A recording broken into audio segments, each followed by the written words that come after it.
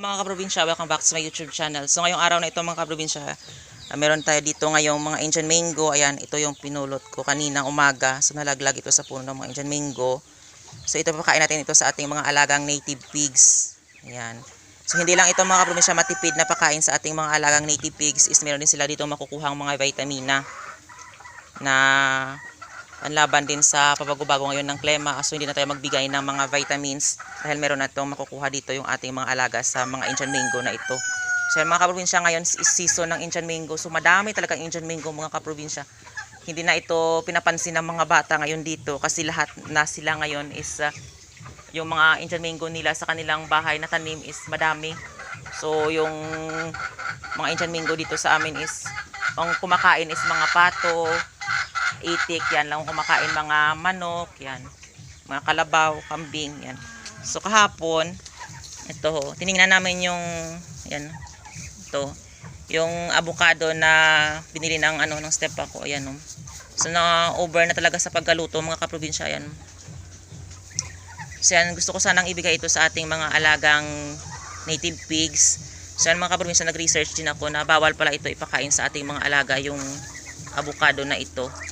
So yan, meron din itong mga kaprobinsya na na toxic sa ating mga alagang hayop. So bawal talaga ito na ipakain. So yung toxic nito na mga kaprobinsya na makukuha ng ating mga alagang hayop kapag kinain nila ito ay yung per percent. Yan yung sinisearch ko kasi mga kaprobinsya kung ano yung mga binibigay ko sa aking mga alagang hayop. Kasi minsan meron din yung makakain ng tao pero hindi pala pwede ipakain sa ating mga alagang hayop. So yan mga kaprobinsya, yung na ito, yung avocado is bawal talaga ipakain sa anumang hayop. So mga kaprobinsya, mag-ingat tayo sa pinapakain natin sa ating mga alaga na mga hayop. Yan. So yan, so itatapon na lang natin ito yung sayang lang din mga kaprobinsya, pero wala tayong magawa kasi bawal. So baka pang sa ating mga alagang hayop. So lason ito sa kanila mga kaprobinsya. Yung na ito, yung tawag ito, yung avocado. So yung makukuha dito mga nutrients o mga vitamins ng tao is meron ito mga kaprobinsyang vitamin K, vitamin E, vitamin C, vitamin B6. Yan ang makukuha ng tao. Pero sa ating hayop is bawal talaga ito ipakain. Yung avocado na ito mga kaprobinsya.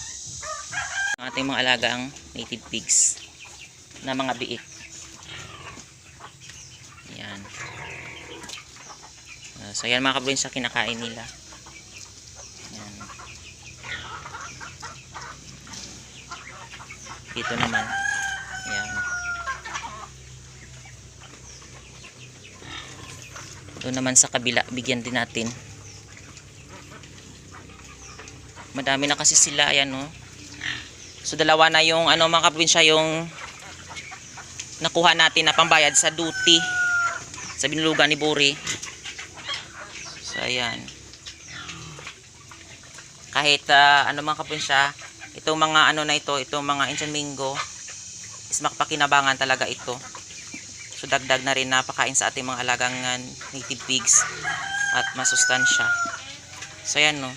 Sarapan sila kasi mga kaprobinsya, yung Indian mango na ito is matamis talaga ito. So ayan mga kaprobinsya, meron itong vitamin C, vitamin A, yan vitamin B6 na makukuha din yung ating mga alagang hayop dito. Yan. So na-research ko mga kaprobinsya, meron din siyang anti-stress. So makakatanggal din siya ng stress ng pabago-bago ng klima. Makakatulong din ito yung ating itong ating Indian mango sa ating mga alagang hayop. Kasi ngayon mga kaprobinsya is minsan malamig, minsan mainit. So pabago-bago din yung timpla ng ating panahon. So yan. So kapag meron tayong itong available na pakain na ito mga kaprobinsya, so ipakain natin sa ating mga alagang native pigs. Pero mga kaprobinsya, tandaan natin na kapag magpakain tayo ng ating mga alagang hayop, is kailangan talaga natin mag-research, kaya kailangan talaga may kaalaman tayo. Kasi minsan, okay lang, pakain natin, hindi natin alam na meron palang toxic na makukuha yung ating mga alagang hayop doon sa pinapakain natin na mga na mga gulay. Kasi meron talaga mga kaprobinsya, tandaan natin na yung hayop na pinapakain natin is meron din na pwede sa tao pero bawal talaga sa mga hayop na ipakain. So ayan. So yung avocado, lahat ng animals doon na ni-research ko mga kaprobinsya is bawal talaga na ipakain yun kasi toxic talaga sa kanila. Ayan. Di ba yun? Sarap na sarap sila. Yan. Enjoy eating mga piggy. Yan. Dito tingnan natin dito. So ayan, ubos niya ng kinain. Ayan. Meron pa siyang tira na ano. Na ipa ng palay. So yan dito naman yan. Kinain lang nila yung laman pero yung balat hindi. Yan, may balat pa. Ayan. So, bigyan din natin dito yung inahin. Inahin na sinira niya yung kanyang ano. Wait lang. Ayan. Ayan.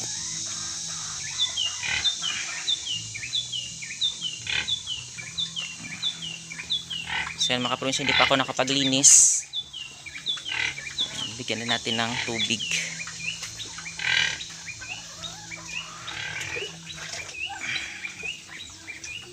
Para kahit pa paano makain siya.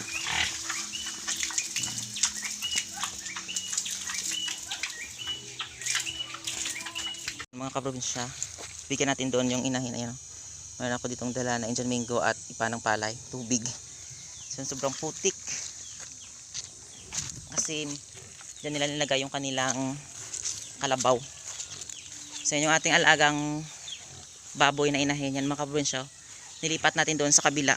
So yan, dito yan, tinaniman ko na kangkong nung isang araw mga kaprobinsya. Yan. So yan, mga 3 araw na siya dito na nilipat yung ating inahin. So yan, bigay natin sa kanya yung ating dala na tawag dito dyan, Indian mango tsaka darak ng palay. Mga kaprobinsya, nabigay ko na yung ating Indian mango at tsaka darak ng palay sa ating alagang native pigs. Ayan.